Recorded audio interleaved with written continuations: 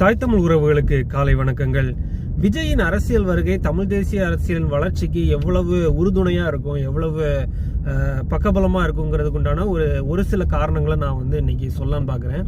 என்னன்னா, அதிமுக திமுக ரொம்ப உள்ள ஊடுருவின ஒரு கட்சி. அந்த கட்சிக்கு குடும்பமா இருப்பாங்க. ஒரு அதிமுகவுக்கு வாக்களிக்கக்கூடிய குடும்பம், திமுகவுக்கு வாக்களிக்கக்கூடிய குடும்பம் அப்படின்னு சொல்லி குடும்பமா காங்கிரஸுக்கும் அந்த மாதிரி தான்.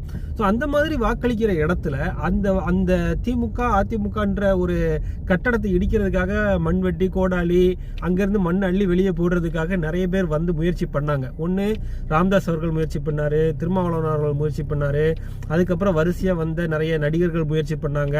நீங்க அந்த குளத்துல இருந்து மண் அள்ளி வெளியே போடுறதுக்காக, தண்ணி எடுத்து வெளியே ஊத்துறதுக்காக நிறைய பேர் முயற்சி பண்ணியிருக்காங்க.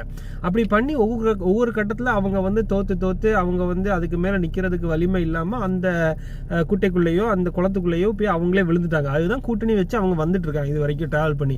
அப்ப அந்த மாதிரி ஒரு இடத்துல வலிமையான ஒரு சக்தியா நின்று சீமான் அவர்கள் அங்கிருந்து அந்தந்த குடும்பங்கள் அதிமுக திமுக காங்கிரஸுக்கு எல்லாம் வாக்கு போட்டு இருந்த குடும்பத்தில் இருக்கக்கூடிய அடுத்த தலைமுறையினர் வாக்காளர்களை வெளியே எடுத்துட்டு வராரு.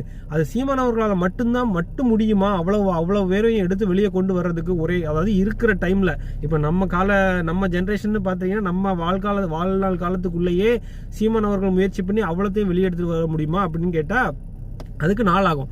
ஆனா விஜய் வர்றதுனால இந்த ப்ராசஸ் இன்னும் சூடு பிடிக்குது. அந்த ஏற்கனவே திமுக அதிமுகக்கு வாக்களிச்சுட்டு இருந்த குடும்பத்துல இருந்து அடுத்த தலைமுறை வாக்காளர்கள்லாம் வெளியே கொண்டு வர்றதுக்கு விஜய் ஒரு அருமையான ஒரு கருவி. அவர் அதை எடுத்து வெளியே போட்டுருவாரு. ஆனா தொடர்ச்சியா அவர் அந்த நம்பிக்கையை கொடுத்துட்டு இருந்தாதான் அந்த வாக்குகள் அவர் பின்னால் நிற்கும். ஒரு கட்டத்துல அவர் இவங்களுக்கு கூடயே இப்ப கமலஹாசன் வச்ச மாதிரியோ இல்ல திருமாவளவன் இருக்கிற மாதிரியோ இப்ப ராமதாஸ் இருக்கிற மாதிரியோ கூட்டணி போயிட்டாரு, இல்ல விஜயகாந்த் போன மாதிரியோ கூட்டணி போயிட்டாரு அப்படின்னா விஜய் மேல இருக்க நம்பிக்கையை அந்த வெளியெடுத்து வந்த வாக்காளர்கள் இருக்காங்களா அவங்க இழந்துருவாங்க. அவங்க இழக்கும்போது அடுத்த மாற்று சக்தி தான் தேடுவாங்க. அப்பவும் நாம் தமிழர் கட்சி வலிமையா களத்துல நிற்கும். அப்ப தமிழ் தேசிய வளர்ச்சிக்கு அதுதான் சரியான நிலைப்பாடா இருக்கணும். நிக்கணும் நாம் தமிழர் கட்சி. அப்ப அப்படி நிற்கும் போது அந்த வாக்கெல்லாம் நாம் தமிழர் கட்சிக்குள்ள விடுறதுதான் வாய்ப்பு இருக்கு. இப்போ நடக்கக்கூடிய ப்ராசஸ் என்னதுன்னா, திமுக அதிமுக போட்டிருந்த குடும்பங்கள்ல இருந்து அடுத்த தலைமுறை வாக்காளர்களை வெளியே கொண்டு வர்றத ப்ராசஸ் தான் இப்ப நடந்துகிட்டு இருக்கு. அதை சீமானவர்கள் மிக சிறப்பா பண்ணிக்கிட்டு இருக்காரு. அடுத்து அதை விஜயும் பண்ண முடியுமா இல்லையான்னு முயற்சி பண்ணிக்கிட்டு இருக்காரு.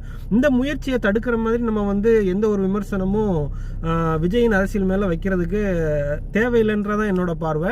அவரு எப்படி பேசுறாரு, என்ன சொல்றாரு, என்ன சொல்ல மாட்டேங்கிறாரு, அதெல்லாம் ரெண்டாவது விஷயம். அவர் செய்யற அரசியல்னால திமுக அதிமுக கட்சிக்கு பாதிப்பு ஏற்படுதா, அதுதான் நோக்கம். அது நாம் தமிழர் கட்சிக்கும் தமிழ் தேசிய அரசியலுக்கும் சாதகமா தான் போய் முடியும். வாழ்க வளமுடன்.